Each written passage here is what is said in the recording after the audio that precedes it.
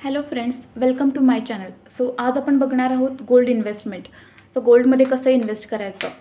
भारतामध्ये gold purchase करणं किंवा हे फार शुभ मानलं जातं किंवा एक आपला जिव्हाळ्याचा विषय असतो. फार सर्वसामान्य लोकांपासून अगदी श्रीमंत लोकंसुद्धा की गोल्डमध्ये फार इन्व्हेस्टमेंट करतात. अगदी आपण जर बघायला गेलं तर पूर्ण जगाच्या 11% जे गोल्ड आहे ते फक्त भारतामध्ये. वर्षी म्हणजे दिवाळी, गुढीपाडवा, दसरा यावेळेला आपण सोनं परचेस करणं हे फार शुभ मानलं जातं. पण आता सर्वसामान्य लोकांच्या आवाक्याबाहेर गेलेलं आहे सोनं घेणं. म्हणजे ऑलमोस्ट 74,000ला टच झालेलं आहे सोनं.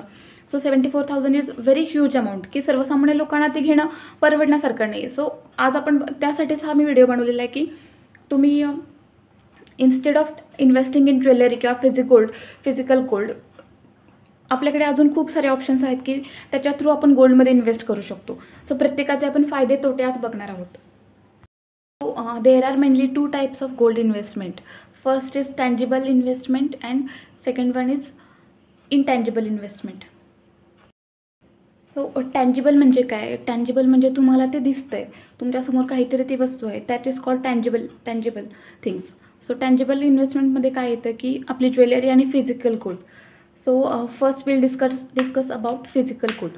सो फिजिकल गोल्डमध्ये काय काय? गोल्ड कॉईन्स घेऊ शकता तुम्ही, गोल्ड बिस्किट आणि सोन्याचे जे वेडणे येतात ते. पण त्यामध्ये काय त्याचा फायदा इतकाच की तुम्हाला त्यावरती मेकिंग चार्जेस द्यावे लागत नाहीत. त्यावर आपल्याला 3% GST द्यावा लागतो. सो नेक्स्ट आपण बघूया jewellery. Investing in gold jewellery that is not investment, it's a dead investment. So असं मी का म्हणते बघूयात. सो ज्वेलरी आपण खरेदी करायला गेलो की त्यावरती आपल्याला 3% GST द्यावा लागतो. गोल्डची जी काही व्हॅल्यू आहे त्यावरती. मेकिंग चार्जेस ते 10 ते 20% म्हणजे डिपेंड्स ऑन प्रत्येक ज्वेलर्सवरती डिपेंड करतं की ते किती मेकिंग चार्जेस घेतात. सो मेकिंग चार्जेस हा तर तुमचा लॉसच आहे ना. ज्वेलरीचे फायदे बघूया. खरं तर फारसे असं काही फायदा होत नाही आपल्याला ज्वेलरीमध्ये इन्व्हेस्ट केल्यामुळं, पण तरी पण. सो फर्स्ट वन इज त्याचं फिजिकल नेचर. सो तुम्ही ते गोल्ड टच करू शकता. तुम्ही अंगावरती दागिने घालून आपण फंक्शनला जातो, लग्न वगैरे कुठे कुठे. सो त्या व्यतिरिक्त तुम्हाला एक मेंटल सॅटिस्फॅक्शन देतं की माझ्याकडे आज एवढं सोनं आहे. ते तुमचं एक सोशल स्टेटस दाखवते की हां, माझ्याकडे काहीतरी आहे एक गोल्ड. सेकंडली की तुम्ही गोल्ड हे एक सिक्युअर्ड लोन म्हणजे त्यावरती तुम्ही एक लोन घेऊ शकता. कधी पैशांची गरज पडली आणि कॅश बँक कधी गोल्ड आपल्याला लोन फॅसिलिटी अवेलेबल करत नाही म्हणजे बऱ्याचशा कारणांमुळे. त्यावेळेला एक सर्वसामान्य माणसांसाठी गोल्ड लोन हा एक खूप चांगला ऑप्शन आहे. प्रॉब्लेम हा आहे की मेकिंग चार्जेसमध्ये तो आपण एक एक्स्ट्रा खर्च करतो त्या ज्वेलरीवरती किंवा त्या गोल्डच्या इन्व्हेस्टमेंटवरती. Second option is safety issue. So तुम्हाला माहिती आहे आपल्याकडे खूप सारं गोल्ड असलं की म्हणजे चोरी होण्याचे चान्सेस असतात. कधी ते हरवलं तर तोही आपला एक लॉस आहे. Third option no liquidity. So gold तुम्ही लगेच विकू शकत नाही किंवा तुमच्याकडे एखादी ज्वेलरी असेल तर ते विकू शकत नाही. आता तर सरकारने यावरती बंदी घातली की तुम्ही सोनं डायरेक्टली विकू शकत नाही. हां, तुम्ही त्या सोन्याचं जुन्या सोन्यापासून नवीन काहीतरी दागिना वगैरे घ्यायचा असेल तर ठीक आहे, तुम्ही तो घेऊ शकता. मग तो सोन्यामध्ये लिक्विडिटी अजिबात नाही ज्वेलरीमध्ये इन्व्हेस्ट केलं तर. आणि चौथा पॉईंट की डेप्रिसिएशन. सो डेप्रिसिएशन म्हणजे काय की तुमच्या सोन्यामध्ये बऱ्याच प्रमाणात घट धरली जाते. आणि ते कसं की तुम्ही एखाद्या आपला रेग्युलरली एक ठरलेला ज्वेलर असतो, आपण त्याच्याकडे जातो, पण कधी काही कारण असतो तुम्ही दुसरीकडे ते गोल्ड विकायला गेलात आणि तुम्हाला दुसरा काहीतरी जागा. पूर्वीचे काही हॉलमार्क वगैरे असं काही नव्हतं. सो आपण आपला ज्वेलर असं सांगतो की आपल्याला ते 24 कॅरेट गोल्ड आहे, पण दुसऱ्या सोनाराकडे आपण ते सोनं विकायला जाऊ किंवा नवीन दागिने बनवायला जाऊ, त्यावेळेला तो ते 24 कॅरेट आहे की नाही हे ॲक्सेप्ट करत नाही. त्यावेळेला तुम्हाला डेप्रिसिएशन कॉस्ट द्यावी लागते. त्या सोन्यामध्ये तुमची नक्कीच घट पकडली जाते. पॉईंट ऑफ व्ह्यू की investing in jewellery and physical gold is not good option for investment in gold. Next आपण बघू नाव इंटँजिबल गोल्ड. सो इंटँजिबल गोल्डमध्ये काय येतं? डिजिटल गोल्ड, ETF आणि SGB म्हणजे सोवेरियन गोल्ड बॉन्ड्स. सो आपण 1 बाय 1 बघूयात. Digital gold. So digital गोल्डमध्ये काय असतं की तुम्ही डिजिटली किंवा मोबाईल थ्रू ते आपण इन्व्हेस्टमेंट करतो. सो डिजिटल गोल्ड तुम्ही बँकच्या ॲप्लिकेशन थ्रू किंवा आजकाल पेटीएम, गुगल पे हे सुद्धा डिजिटल गोल्डमध्ये इन्व्हेस्टमेंट करायच्या फॅसिलिटी अवेलेबल करतात. सो डिजिटल गोल्डमध्ये आपण घर बसल्या सोन्यामध्ये इन्व्हेस्टमेंट करू शकतो. तुम्हाला कुठे जायचं नाही पर्टिक्युलर शॉपमध्ये की मला गोल्ड खरेदी करायचं. जस्ट मोबाईलच्या एका क्लिकवरती तुम्ही ते डिजिटल गोल्ड परचेस करू शकता. त्यामध्ये तुम्हाला काही सेफ्टी इश्यू नाही की माझं हे सोनं चोरी होऊ शकतं, अजिबात नाही आहे. तुम्ही अगदी छोट्या अमाऊंटपासून स्टार्ट करू शकता. आता बघतोय आपण की सोन्याचा दर ऑलमोस्ट 74,000ला टच करायला आला आहे. सो एका सर्वसामान्य लोकांना तितके पैसे इन्व्हेस्ट करणं गोल्डमध्ये आता पॉसिबल राहिलेलं नाही आहे. मग आपण काय करतो की थोडे पैसे साठवून गोल्ड परचेस करत असतो. So instead of purchasing that physical gold, आपण डिजिटल गोल्डमध्ये इन्व्हेस्टमेंट करू शकतो. अगदी म्हणजे काही ॲप्लिकेशन्स आहेत लाईक नावी, ॲक्सिस बँक. आता मी ॲक्सिस बँक यूज करते, तर त्यामध्ये अगदी 10 रुपयांपासून तुम्ही गोल्डमध्ये इन्व्हेस्ट करू शकता. आता डिजिटल गोल्डमध्ये पण तुम्हाला 3% GST द्यावा लागतो. पण एवढंच की तिकडे काही मेकिंग चार्जेस वगैरे नसतात. सपोज की तुम्ही 100 रुपयांचं गोल्ड परचेस करताय, तर 100 रुपयांवरती तुम्हाला 3% GST द्यावा लागतो. म्हणजे तुमचे 3 रुपये हा GST जाऊन 97 रुपीजचं तुमचं गोल्ड परचेस होतं. आणि त्याची प्युरिटी 100% आहे, कारण आपण काही फिजिकल फॉर्ममध्ये ते गोल्ड परचेस करत नाही आहोत. ते फ्लक्च्युएट होत असतं. जसं गोल्डच्या प्राइसेस फ्लक्च्युएट होतात, तसं तुमचं डिजिटल गोल्डची प्राईस फ्लक्च्युएट होत असते. तुम्हाला जेव्हा कधी हवं आहे की गोल्डची प्राईस वाढली, तर तुम्ही लगेचच ते विकू पण शकता. सो त्यामध्ये फार मोठ्या प्रमाणात लिक्विडिटी अवेलेबल आहे. So next is ETF. ETF म्हणजे काय? Exchange traded fund. सो नावातच येतो त्याच्या की तुम्ही ते शेअर मार्केटमध्ये इन्व्हेस्टमेंट करताय. सो ETFमध्ये काय असतं ना की इंडियन स्टॉक एक्सचेंजमध्ये खूप सारे असे गोल्ड ETF आहेत. निपॉन, इन्व्हेस्को, कोटक, ॲक्सिस, हे सगळे ETF फॅसिलिटी प्रोव्हाइड करतात तुम्हाला. सो त्यासाठी आपल्याला एक डीमॅट अकाउंटची गरज आहे की तुम्ही शेअर मार्केटमध्ये जसे शेअर्स परचेस करता, तसंच सेम वेनी तुम्हाला गोल्ड ETF परचेस करायचं. त्यालाच गोल्ड बी असं सुद्धा म्हणतात. ETFमध्ये काय असतं ना की तुम्ही एक छोटासा, म्हणजे आपण असं कन्सिडर करूया की गोल्डचा एक शेअर आहे. सो असा एक शेअर तुम्ही बाय करायचा आणि तो तुम्ही लगेच अगदी दुसऱ्या मिनिटाला तुम्हाला वाटलं की विकायचं आहे मला, तर तिथेही लगेच विकू शकता तुम्ही. ETF हा सुद्धा एक गोल्ड इन्व्हेस्टमेंटचा फार चांगला प्रकार आहे की कारण त्यामध्ये तुम्हाला GST लागत नाही, ना की मेकिंग चार्जेस लागतात. आणि गोल्ड ही तुमचं कम्प्लिटली प्युअर आहे, कारण ते फिजिकल फॉर्ममध्ये आपल्याला मिळतच नाही आहे. आणि यामध्ये आता तुम्हाला कोणत्याही कालावधीसाठी, म्हणजे तुम्हाला 1 वर्ष ठेवायचे, 2 वर्ष ठेवायचे, 5 वर्ष ठेवायचे, कितीही कालावधीसाठी तुम्ही ते गोल्ड होल्ड करू शकता.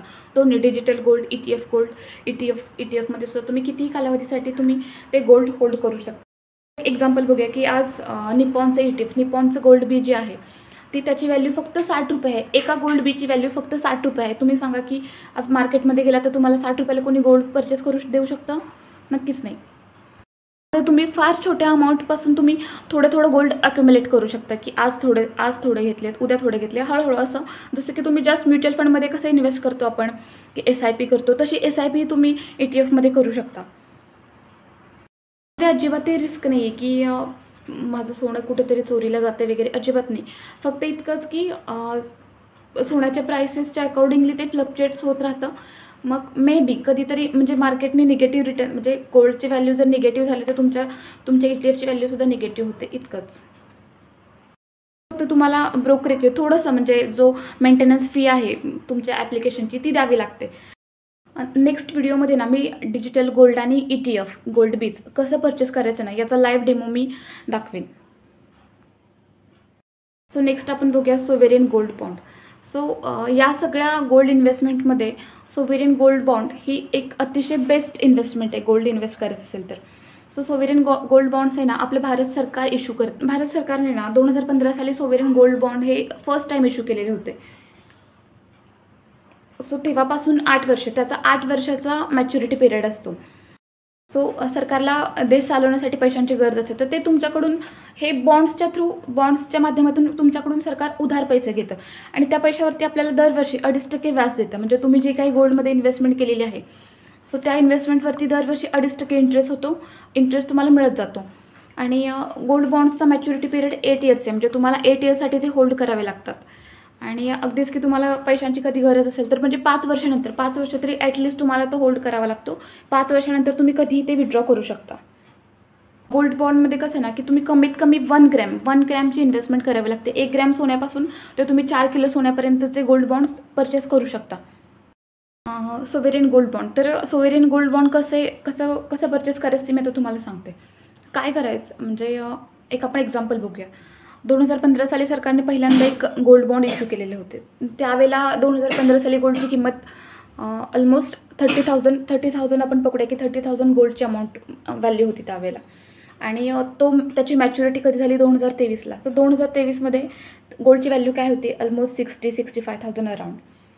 सो मग सरकार तुम्हाला ज्यावेळेला तुमची मॅच्युरिटी होते त्यावेळेला आजची जी काही गोल्डची व्हॅल्यू आहे ती तुम्हाला अमाऊंट रिटर्न करते आणि दरवर्षी तुम्हाला 2.5% व्याज असं मिळून जातं. आता याचं ड्रॉबॅक बघूयात आपण. त्याचं ड्रॉबॅक इतकाच की त्याच्यामध्ये सुद्धा लिक्विडिटी नाही आहे की तुम्हाला म्हणजे अर्जंटली पैशांची गरज असेल तर ते तुम्ही लिक्विड इन कॅश करू शकत नाही. आणि दुसरं म्हणजे की सरकार फक्त ना लिमिटेड अमाऊंटचेच गोल्ड बॉन्ड इश्यू करतं आणि वर्षातून फक्त दोनदा किंवा 3दा म्हणजे जशी सरकारला पैशांची गरज असेल त्याप्रमाणे सरकार फक्त 2 ते 3 वेळाच गोल्ड बॉन्ड इश्यू करतात. आणि ती विंडो फक्त 4 दिवसांसाठीच ओपन असते की तुम्ही त्या 4 दिवसातच जाऊन गोल्ड परचेस करायला लागतं. हे झाले सगळे प्रकार गोल्ड इन्व्हेस्टमेंटचे. तर फक्त या सगळ्यामध्ये सगळ्यात बेस्ट ऑप्शन तर सोवेरियन गोल्ड बॉन्ड हाच आहे गोल्ड इन्व्हेस्टमेंटसाठीचा. पण प्रॉब्लेम असा झाला आहे की आता मे बी म्हणजे गव्हर्नमेंटला या स्कीममुळे फार लॉस व्हायला लागला आहे.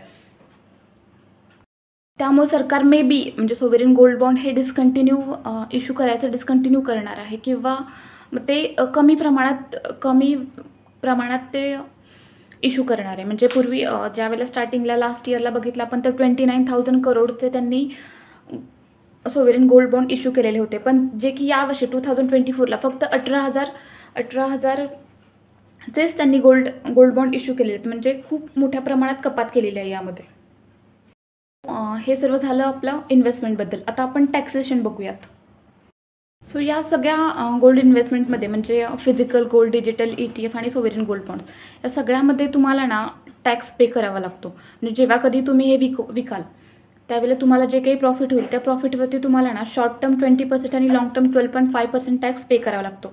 आपण कधी शॉर्ट टर्म टॅक्स आहे ना की लेस दॅन 2 इयर्स म्हणजे 2 वर्षापेक्षा जर तुम्ही कमी कालावधीसाठी गोल्ड होल्ड केलं तर त्यावरती तुम्हाला शॉर्ट टर्म टॅक्स द्यावा लागतो आणि लाँग टर्म टॅक्स हा 2 वर्षापेक्षा जास्त कालावधीसाठी जर होल्ड केला तर 12.5% टॅक्स. आणि तो पण म्हणजे तुम्ही ज्या टॅक्स स्लॅबमध्ये येता इन्कम टॅक्सच्या ज्या स्लॅबमध्ये येतात त्या स्लॅबच्या अकॉर्डिंगली तुम्हाला तो टॅक्स पे करावा लागतो.